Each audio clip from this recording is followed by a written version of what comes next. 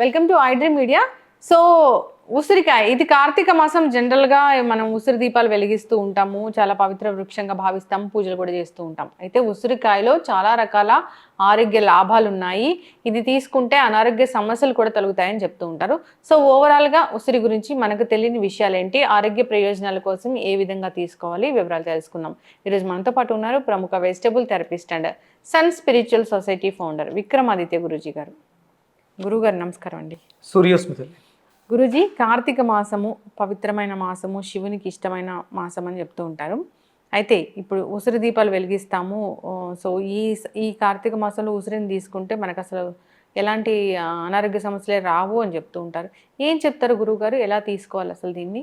భారతీయ సనాతన సాంప్రదాయం ఆరోగ్యాన్ని దృష్టిలో పెట్టుకుని మనకు వస్తున్నటువంటి సీజన్స్ మాసాలకు తగ్గట్టుగా ఆ ఆహార నియమాల్ని పెట్టడం జరిగింది. ఆహార నియమాలు పెట్టేస్తే మరి అది ఎలా గుర్తుండాలి? అందుకని ఆయా ఋతువుల్లో వచ్చేటువంటి ఫలాలని దృష్టిలో పెట్టుకుని అప్పుడు ఒక భగవంతుడికి దానికి దగ్గరగా తీసుకెళ్ళిపోయి ఆధ్యాత్మిక చింతనతో కూడినటువంటి ఆహార విధానాన్ని పెడుతుంది.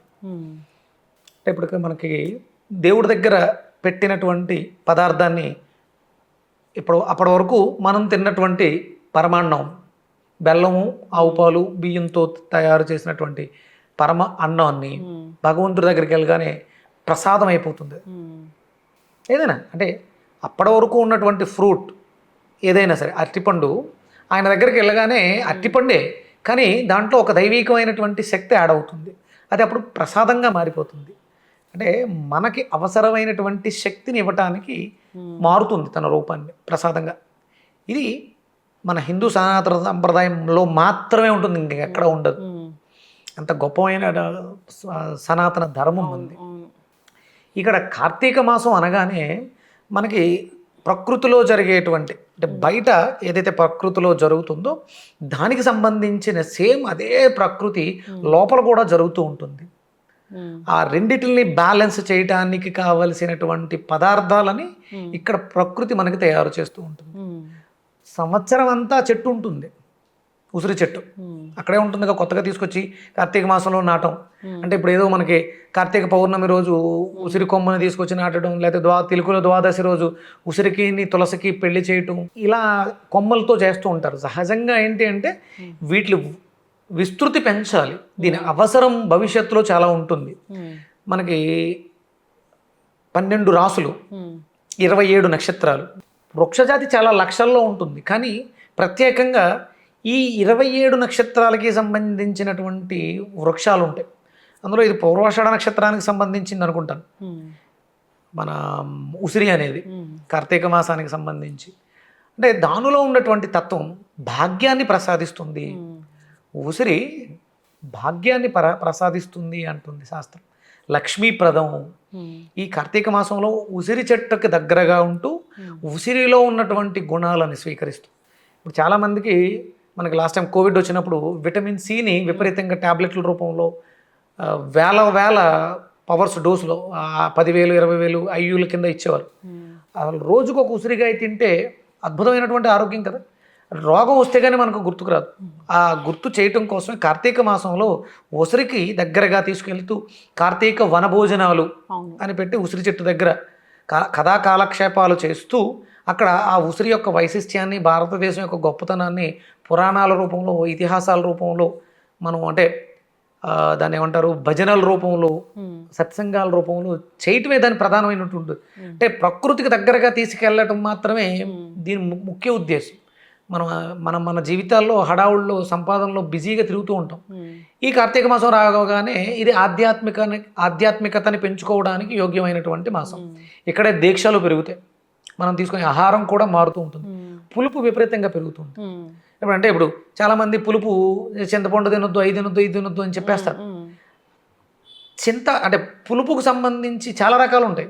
నిమ్మకాయ ఒకటే పుల్లగా ఉంటుందా, చింతపండు ఒకటే పుల్లగా ఉంటుందా, ఉసిరికాయ ఒకటే పుల్లగా ఉంటుందా?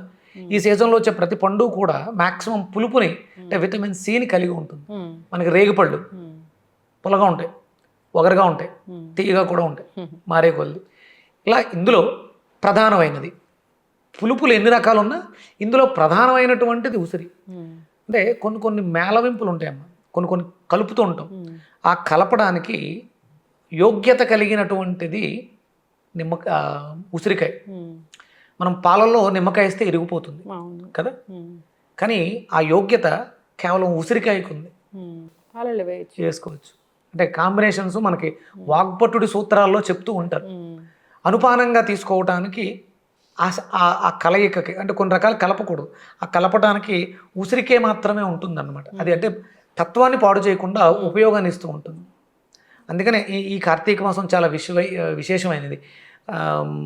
శివుడికి అంటే శివ అనగానే మనకి మంగళకరమైనది, మంగళాలు చేయవాడు, మంచి చెయ్యవాడు.